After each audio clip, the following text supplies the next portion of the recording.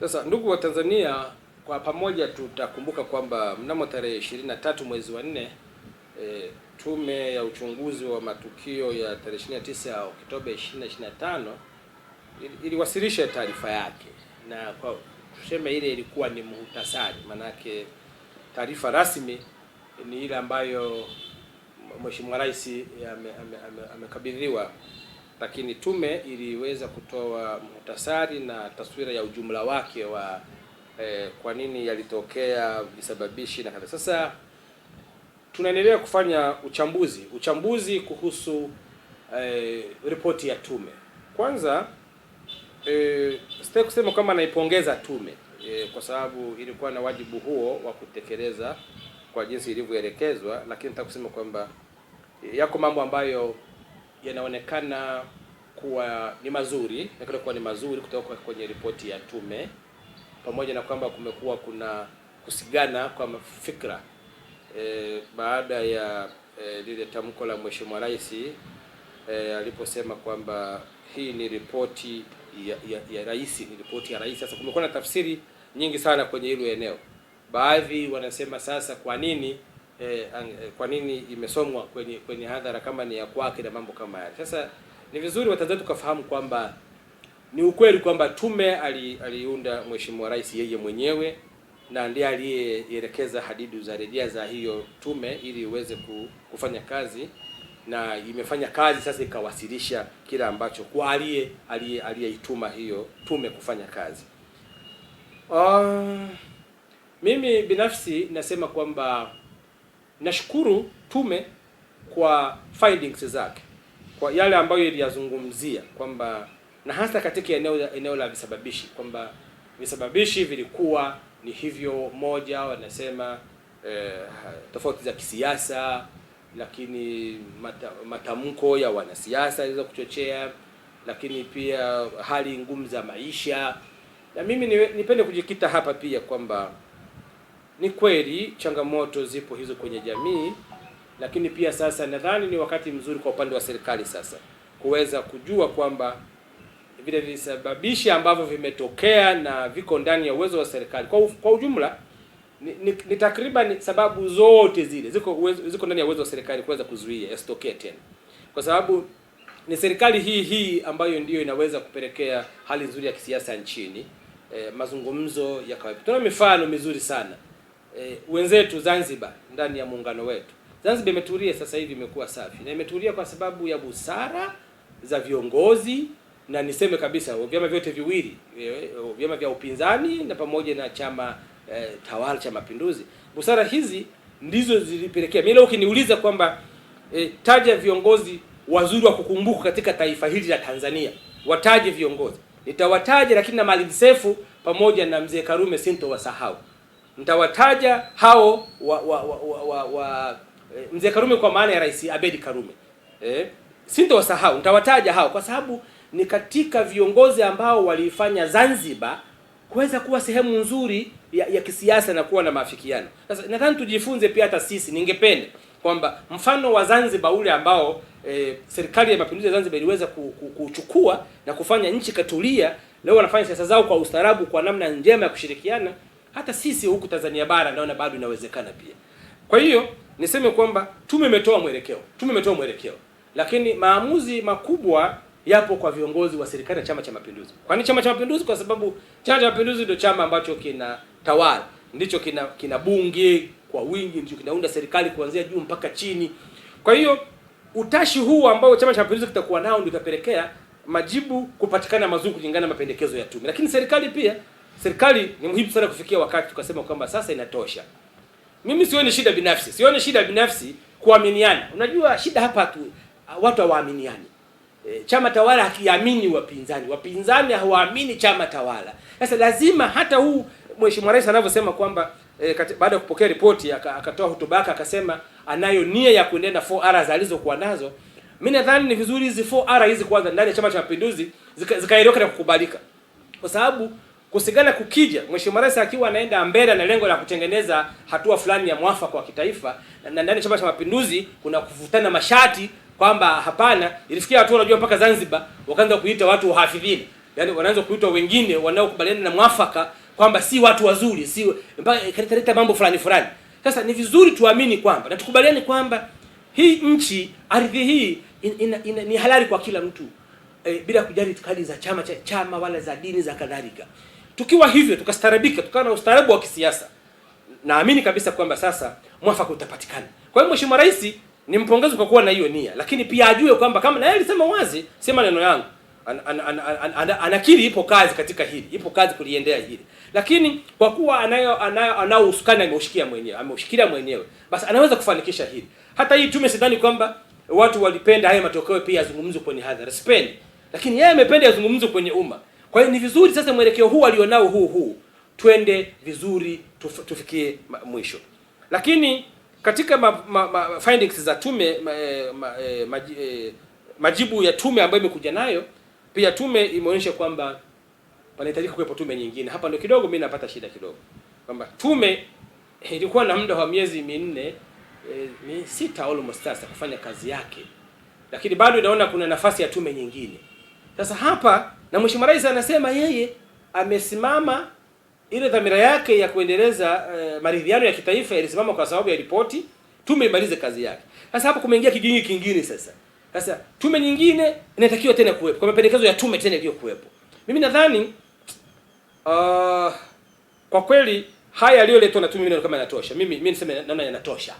Yaani yanatosha. Unajua tunataka mwafaka. Maana kutafuta mwafaka wa kitaifa si lazima kufikia mwishoni mwa uchunguzi wa tume mbalimbali. Sio lazima kufikia mwishoni. Mwafaka ni kama tunakubaliana kwamba yako mapungufu yamejitokeza. Tayari hamna shida wala hamna shaka kama kuna mapungufu yajitokeza huko nyuma ndio yakapelekea matatizo hayo. Kwa hiyo sidhani mimi kabisa mapendekezo yangu kama kuna haja tena, sidhani kama kuna haja tena, nazungumzia katika muono wa kisiasa. Sioni kama kuna sababu tena ya kuna tume nyingine tena ya kuchunguza tena, kwa sababu unapozungumzia kuchunguza masuala ya kijinai ni muda mrefu sana, limited time. Ni muda mrefu mno. Sasa inaweza kaja tume yenyewe simalize tena. Lakini sasa hiyo tume inapochunguza matukio ya kijinai inachunguza kwa nani? Huku tayari kuna shutuma kwa jeshi la polisi ambazo zimetokeza shutuma. Na uchunguzi wa kijinai upo kwa jeshi la polisi, ndio limamlaka kuchunguza jinai. Sasa unaposema kwamba tena tume nyingine iundwe, tena nyingine endelee kuchunguza, hapa naona kama kidogo inaweza kupelekea ukakasi pia kukwamisha baadhi ya malengo ya kitaifa ambayo Mheshimiwa Rais anaja kufanikisha, na hasa katika swala la maridhiano. Nadhani kama taifa tukubaliane kwamba tushajikwaa huko nyuma. Tulikofikia panatosha. Twende kwenye maridhiano sasa hivi. Twende kwenye maridhiano kama taifa, vyama vya siasa. Na haya maridhiano ifahamike wazi kwamba ukiangalia sababu za tume hazizungumzii tu sababu za kisiasa. Kuna za kiuchumi, kuna za kijamii, kuna ziko nyingi sana. Sasa maridhiano yasibebwe na fikra za kisiasa tu, ingawaje ni kweli kabisa kwamba siasa ina nafasi kubwa sana. Lakini nataka niwaondoshe pia Watanzania kwamba na hata viongozi wa kisiasa wasibebe dhana nzima ya maridhiano kwamba wao ndio wenye maridhiano. Tuna masuala ya kiuchumi. Haya sio masuala ya kisiasa tu. Tuna masuala ya kiuchumi, tuna masuala ya kijamii. Kwa hiyo maridhiano yafanyike baina ya serikali. Sio Chama cha Mapinduzi pamoja na Chadema na TLP na CUF. Tunataka maridhiano ya kitaifa. Maridhiano ya kitaifa, mfano, kuna watu wameharibikiwa mali zao katika vurugu za 29 Oktoba. Leo ikichukuliwa hatua ya kwenda kwenye maridhiano tu na vyama vya siasa tu bila kushirikisha wadau walioharibikiwa mali zao wakapata hasara, hayo sio maridhiano bado. Tunakwenda kwenye maridhiano ya hatua moja tu ya uchaguzi, kutafuta nani aingie madarakani. Lakini tunahitaji kuwa na maridhiano ya kitaifa. Nchi imekuwa na makovu maeneo mengi. Niseme tu wazi kwamba unajua hata wenzetu wa jeshi la polisi nao tusiwasahau. Wenyewe waliumia pia. Yaani tunapozungumzia yaliyotokea, hata baadhi ya watendaji katika vyombo vya ulinzi na usalama na wao waliathirika. Leo kuna askari walichomea nyumba zao, kwa mfano. Nyumba ziliungua 700 na ngapi na 50 za askari polisi. Sasa huwezi kuacha jeshi la polisi na watumishi wake pembeni kwenye maridhiano ukasema naondoka na vyama vya siasa tu. Bado huu sio mwafaka wa kitaifa. Kwa hiyo mimi nataka niseme kwamba concept nzima ya maridhiano ibebe dhana nzima ya kuunganisha taifa na si vyama vya siasa tu. Lakini jambo jingine, tume pia nadhani kuna sehemu sijajua kwa nini hapa hawakunyoka vizuri moja kwa moja. Unajua Mheshimiwa Rais malengo yake ya kuunda ile tume ni kwamba imsaidie kupata pa kutokea. Ndio malengo kwamba taifa litokeje hapa twende mbele. Sasa sikuweza kuona tume ikizungumza wazi kwamba waliopata hasara ya mali na wenyewe wafidiwe na serikali. Sikuona hili kuzungumzika. Lakini pia tume hajatuambia tunaona mitandao ilizimwa kwa siku 3 masaa 72 hivi. Nchi ilikuwa kwenye giza la mawasiliano. Hatujaona hasara zilizopatikana kwa taasisi za fedha, mabenki ilipata hasara kiasi gani, hasara za kimiamala zilizopatikana ni kiasi gani. Nitegemea tume sasa ijikite pia huko, iweze kukaa na mabenki na taasisi za fedha kujua hasara. Hii tunaposema sasa serikali inakwenda kutengeneza mwafaka wa kitaifa ili iweze kubeba yote hayo kuyafanyia kazi. Kwa hiyo ni mapendekezo yangu na ni muono wangu. Moja, kama nilivyoanza kusema, mimi binafsi sioni haja ya tume nyingine. Kwa sababu tume ni gharama pia. Kuna tume ni gharama pia. Hii tume ni gharama za serikali zimetumika. Sasa mwafaka tusiende tume. Mwafaka tuishie hapa. Mimi ninachokiona. Sasa mazungumzo yaanze kufanyika. Zifanyike taratibu za kimazungumzo. Mfano tunaangalia vita ambayo imeendelea kwa miezi sasa inaenda miwili sasa nchini Irani kule. Israeli na Marekani, uvamizi wao dhidi ya Irani. Tunaona namna gani mwafaka unafanyika ule mwafaka unavyozungumza unavyoenda wanakwenda kwenye kutatua tatizo lililowapelekea kwenda kwenye mapambano. Ndio kwenda kufanya. Lakini tusiunde tume juu ya tume. Hii nadhani itazidi kuleta mashaka kwa Watanzania na kuona kwamba sasa ni jambo la kuendelea kuzungumzia kwenye tume na hatimaye tuweze kufikia sehemu. Lakini jambo jingine, Watanzania tutosheke wakati mwingine. Unajua kuna mambo mengi sana yanaendelea katika nchi hii. Na serikali lazima ifikie hatua kwamba ifanye kazi za msingi kuhusu maisha ya watu. Tusibaki kwenye mambo ya kusanya taarifa kila wakati tume. Mwisho wao fitna inaitwa. Unajua jambo kama alifungwi nalo linapelekea fitna kuendelea. Yaani itakuja hii tume inasema kuna mtu alikuwa anauliza juu kwenye mitandao mmoja anasema mbona hawajatajwa walioshiriki. Tume ilisema kwamba bunduka ishikwe na askari 3 au 4. Bunduka inakuwa na askari mmoja. Kwa hiyo yeye mwenyewe akachukuliwa hatua kama askari mwenyewe. Sasa tuendelee kulazimisha. Maana watu wanasema aliyetoa amri ni nani? Tumjue aliyetoa amri ni nani? Jamani, amri za jeshi la polisi RPC anaweza kutoa amri kulingana na eneo lake la kutoa amri, ZDPC anaweza kutoa amri kulingana na eneo lake la kutoa amri, IGP anaweza kutoa amri kulingana na amri kutokana na ukubwa wa amri inapotoka. Sasa IGP alisema siku ile tuko wazi jamani. Alisema wakati anatangaza ile hali watu kutulia ndani masaa kadhaa. Ilikuwa wazi, ndio mkuu wa jeshi la polisi. Hakusema polisi kaueni watu nje. Hakusema. Ipo kwenye record inaonekana vizuri. Sasa mtu anapolazimisha kusema kwamba aliyetoa amri ni nani? Tume haijasema polisi waliua watu. Haijasema hivyo kwa. Tukubaliane. Lakini tume inasema kulikuwa kuna makundi yenye silaha tofauti. Waandamanaji walikuwa na silaha, polisi walikuwa na silaha, hivyo. Sasa unapolazimisha kwamba leo nadhani tunakuwa sasa hatuna nia njema ya kuweza kupokea haya tume iliyoweza kuyaleta. Watanzania, wito wangu ni kwamba tume imefikia hatua hii. Ilikofikia huo ndio mwanzo wa kutoka kuelekea sehemu ya mbele. Na nikatoa rai yangu sasa hapa kama Mheshimiwa Rais hapa anayo kazi kubwa sana. Yaani kama ana wakati mgumu ni huu pia. Kwamba ana wakati mgumu kwa sababu gani? Wakati ambao tume imemaliza na kuleta taarifa yake, tafsiri zimekuwa ni nyingi sana dhidi ya tume. Na taarifa yake. Sasa Mheshimiwa Rais si lazima aende kwenye mistari ya tume, mimi kwa muona wangu. Aende kwenye matakwa kwa ujumla. Kwa sababu hata kabla ya tume kuundwa, haya yalikuwepo na nadhani kwa najulikana. Mfano, taarifa ya tume inasema kwamba watu walikusanywa vijana katika maeneo mbalimbali. Na wakapewa mafunzo na watu wenye mafunzo. Hili ni eneo muhimu sana hili la kuangalia sana hili. Watu wenye mafunzo.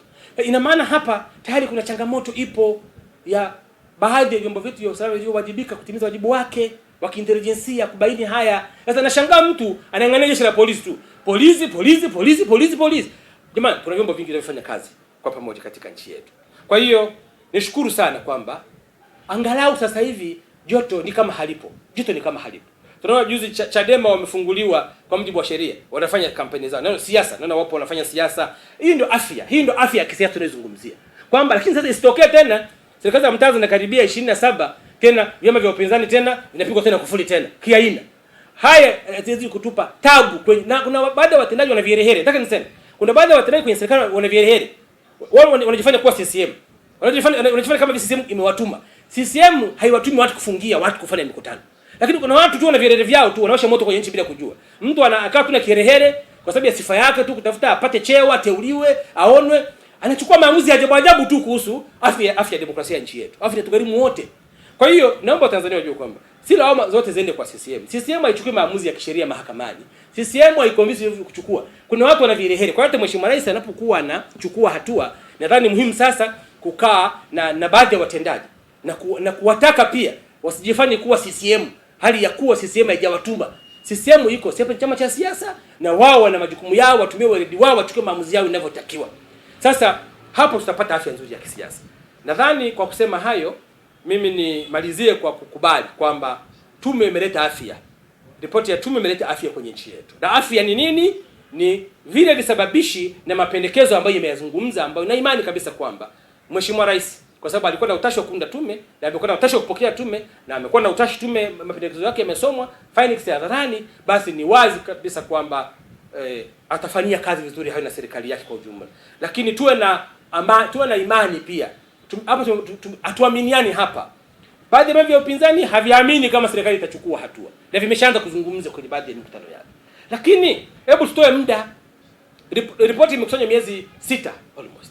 Leo tuna siku 3, mtu ameshaanza kurauta anasema hakuna kitu hapa cha tume, hamna kitakachofanyika. Sasa hiyo ni shida nayo. Nadhani ni muhimu kushiriki mazungumzo.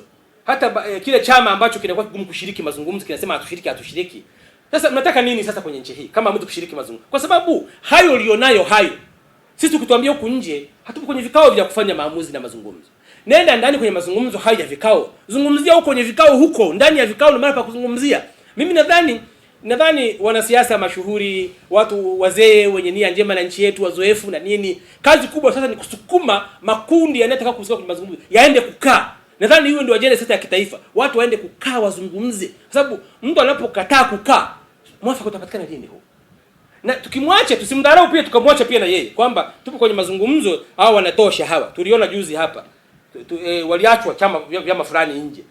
Nchi ikavurugika. Nadhani tunajua. Yaani ukifanya hesabu unajua kabisa kwamba kwa nini hiki kimetokea.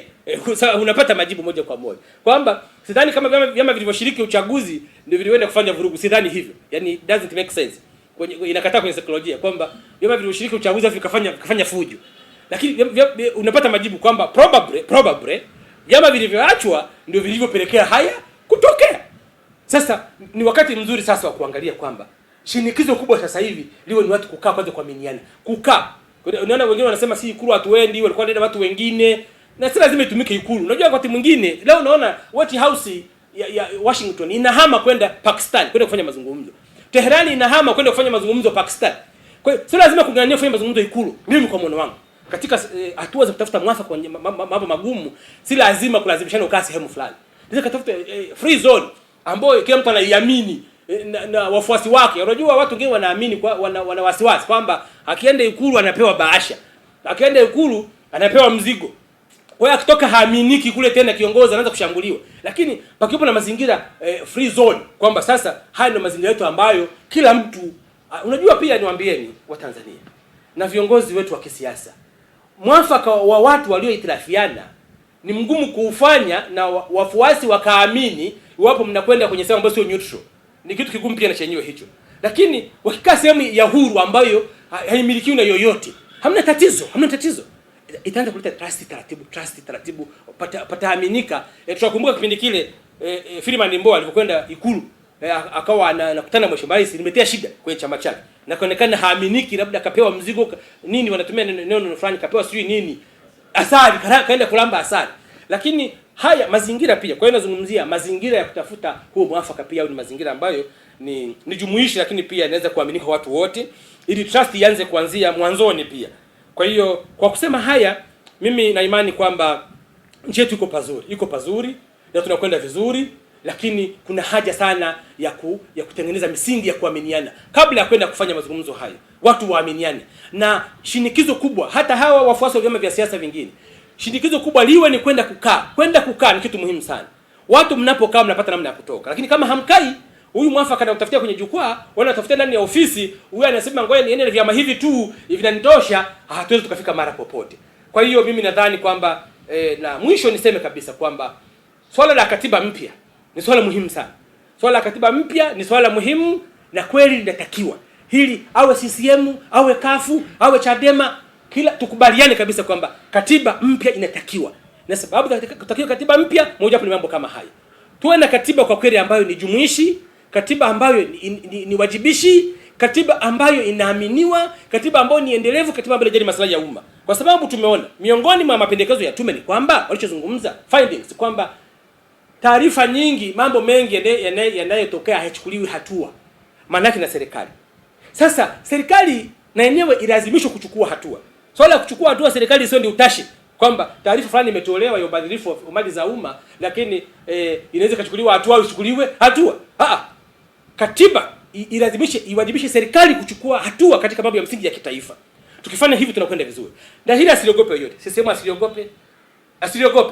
Wala mtawala asiliogope, kwa sababu mtawala wewe kama upo leo miaka 10 ikiisha muda wako umeisha. Lakini nchi inaendelea. Sasa tukienda hivi kwamba nchi kwanza na sio mimi kwanza. Nchi kwanza, na imani kabisa kwamba tuchukulie mfano wa wenzetu kwa kumalizia. Tuangalie hata hapa Kenya kwa mfano. Tumeangalia vizuri sana. Kitifutifu kitokea sana baada ya uchaguzi wa 20 ngapi ile. Lakini tuliona baadaye mpaka marehemu Odinga anakuja kufariki, alikuwa ameifanya Kenya kukaa pamoja. Maslahi ya nchi, maslahi ya watu. Uwezo ukao unataka kuongoza taifa, alafu unataka kushiriki mazungumzo ya kujenga nchi yako. Wakati chama chako kimepasuka, nchi imepasuka, unataka kukaa kujini kuzungumza. Ni muhimu sana tukaaminiana. Hata hizi nafasi, yani nafasi za kisiasa hizi, ni nafasi ambazo zinaweza zikawa katika mazingira mazuri ambayo watu wote wanashiriki. Mtu akishindwa aone nimeshindwa kweli vizuri sana. Mtu akishinda, akubalika ameshinda vizuri sana. Leo hii hali kiendelea hii hata 27 serikali za mitaa watu wanaweza kuogopa kwenda kwenye uchaguzi za mitaa. Wanaweza kuogopa kwa hiyo tokea. Kuogopa kushiriki uchaguzi. Sasa ni kitu gani kitafanya umma uamini kwamba uchaguzi huu ni mzuri na una afya kwa wote? Ni mazingira sasa ya kisiasa katika nchi yetu. Mimi nashukuru sana na nadhani tukienda hivi tutafanikiwa kwa pamoja na nchi yetu itabaki kuwa salama. Sasa ninaposema kwamba tumeziishe sasa tuende kwenye vikao vya mazungumzo, ni katika kujenga pia hali ya uaminifu pia kwa mamlaka pia iliyoko mamlakani. Kwa sababu Mheshimiwa Rais amesema wazi kwamba ameshindwa kuendelea na nia yake ya 4R ya kuunganisha maridhiano kwa sababu kulikuwa na tume. Sasa leo tume nyingine ikija itafikia hatua mpaka watu wengine wataanza itatokea kundi la kukosa imani pia. Kwamba labda Mheshimiwa Rais anaunda hizi tume hizi kukwamisha maridhiano haya, ambayo itaibua fikra nyingine sasa ambazo huwezi kuzizuia. Sasa mimi nadhani ni muhimu. Mimi mapendekezo yangu kabisa na ombi langu kwa viongozi wangu wakuu kwamba sasa tuishie hapa.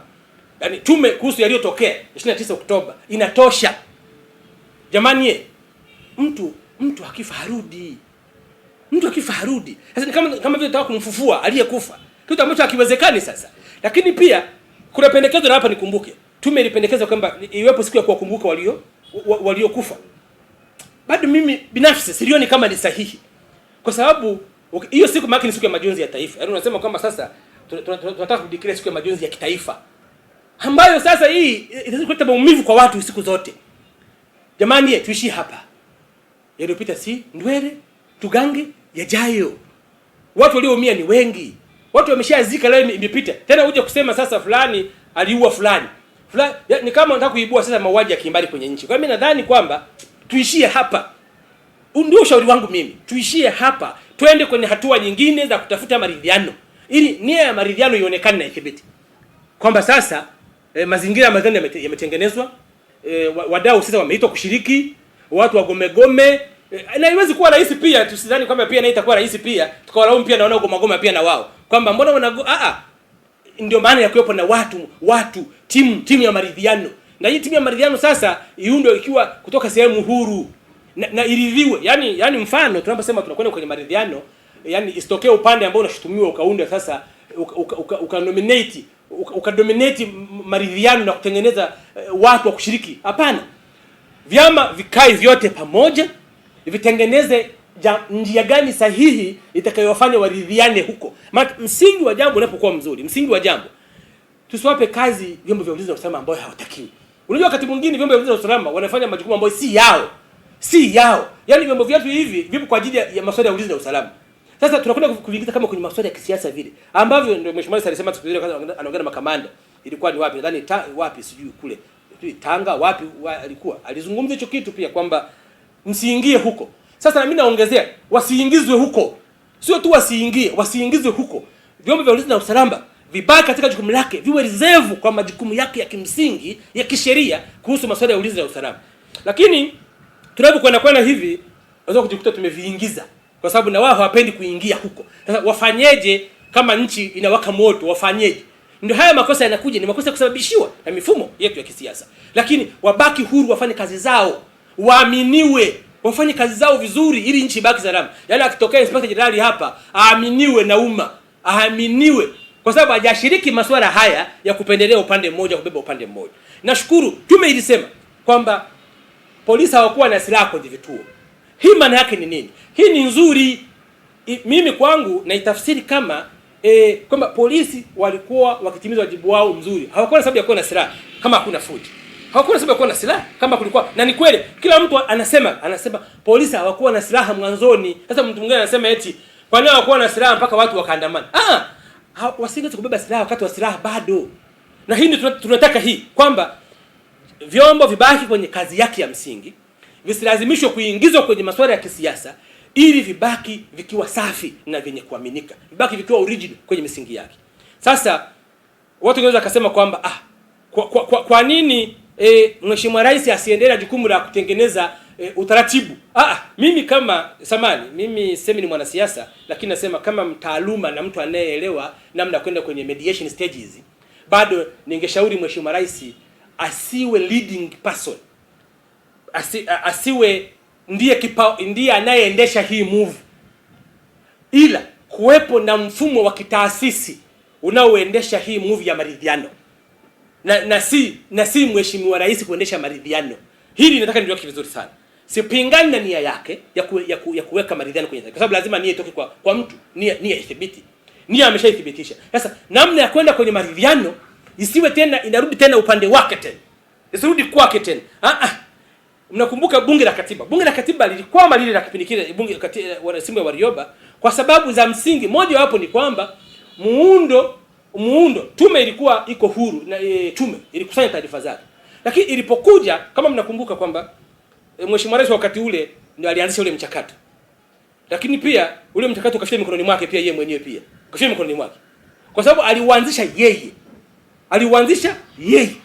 Sasa tutoke huko, sasa tujifunze kwamba hili lilikufa kwa sababu hii ya approach hii. Tubadilishe approach sasa hivi.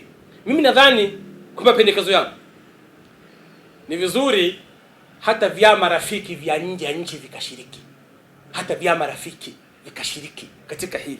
Kwamba jamani, chama fulani, ANC mfano, chama fulani, hebu njooni hapa sasa, tuvialiki vianze kutusaidia. Lakini tukienda hivi kama tunavyokwenda, tunaweza tusifanikiwe vizuri sana na hatimaye tukafeli yale malengo. Sasa ili tusifeli, tusirudi kule tulikotoka, ni muhimu approach ule msingi ukawa ni muhimu sana. Hata tukichukua muda kwenye msingi hapa, lakini msingi ukawa ni mzuri na hakika tutaweza kufanikiwa. Lakini pili, ni muhimu kuchukua maoni hata ya viongozi watendaji wa vyombo vya ulinzi na usalama. Ni muhimu kuchukua. Yaani tume imeleta, tunashukuru, lakini ni muhimu kuchukua maoni ya watendaji katika vyombo vya ulinzi na usalama. Ni muhimu sana. Tusiwatenge pia na wao, kwa sababu tunawahitaji katika matukio kama ya kisiasa yanapotokea. Lakini sasa tuwashirikishe pia katika mchakato kama hii. Yaani hawawezi kuwa mbumbumbu kwamba hawajui cha kushauri nini tufanye. Ni muhimu tusiwatenge katika mchakato huu, washiriki na wao kutoa maoni yao. Vyombo vyote. Maana ukiangalia ripoti inazungumza hiki, lakini wale pia ni wahusika. Kwa hiyo ushauri wangu kwa Tanzania ni kwamba tuendelee kuwa na umoja na mshikamano, ni jambo muhimu sana.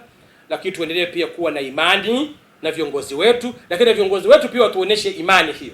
Imani tunayowapa pia na wao tuoneshe hiyo imani kwamba mmetuamini, sasa tunaweza kwenda kama mnavyotuamini ninyi wa Tanzania. Nashukuru sana.